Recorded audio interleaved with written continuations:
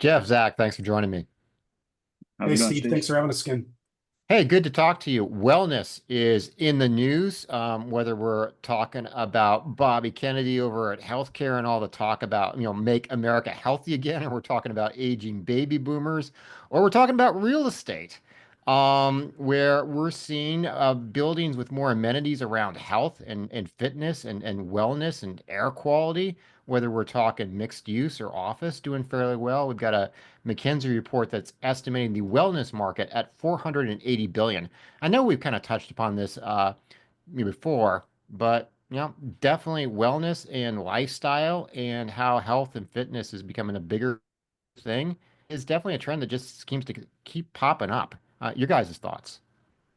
Same thought that I've said, I think, kind of week in and week out is highly amenitized buildings that are well located and a lot of times are in suburban areas and that are closer for commutes and otherwise, which de-stresses a lot of people, are kind of going through this renaissance that and this wellness report kind of just reaffirms that when you have these amenity bases that support good health, less stress, you're seeing better productivity, you're seeing more office demand, you're seeing higher office rents, lower office vacancies, and it's an interesting trend for office. And I think that office being dead has been exaggerated, for my take. Yeah, I mean, I might change it from the idea of I think a lot of people think of this from the side of just it's kind of one aspect instead of realizing what it does. It adds an amenity base. Let's just use something really simple like a gym in a bottom floor in a basement, something where both executives and employees have something to use, or they don't have to get a gym membership. They don't have to, traipse across town during their lunch to go work out or do something. Keeps, I guess the best way to put it is kind of keeps asses in seats, so to Yeah.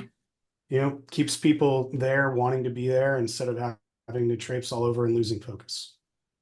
Yeah, One and other something else. thing, sorry, Steve, if I might, if you're talking about wellness in terms of the actual use, like I don't know, like a health shop or a gym or otherwise, that's more of a retail or mixed use. So I'm want to point out that we're strictly talking about office and adding those Yeah. amenities and that amenity base to office buildings specifically, and as opposed to a broader trend of like a gym or some other wellness use that is popping up a lot of the time now. Yeah, what I was going to say also is what we're seeing in like survey data and other data is that this is a priority for the younger generation when you look at Gen Z and millennials. So this is something that definitely is not going to be a flash of the pan. I mean, we are going to be looking at this for a while. The other thing I would also point out too is I think you kind of have a bifurcation in the market where in a lot of markets, but in real estate included, where there's some folks that are really kind of focused on cost. They are looking for affordable housing or affordable office. And then you have this other where they want the amenities, they want the wellness, they want everything. And it's kind of that like middle tier that seems to be getting squeezed a little bit here. That isn't, competing on cost and isn't competing on amenities. And I think that's maybe the area where you want to be a little bit leery is something that doesn't offer advantages in cost or doesn't offer advantages in wellness and amenities. Yeah.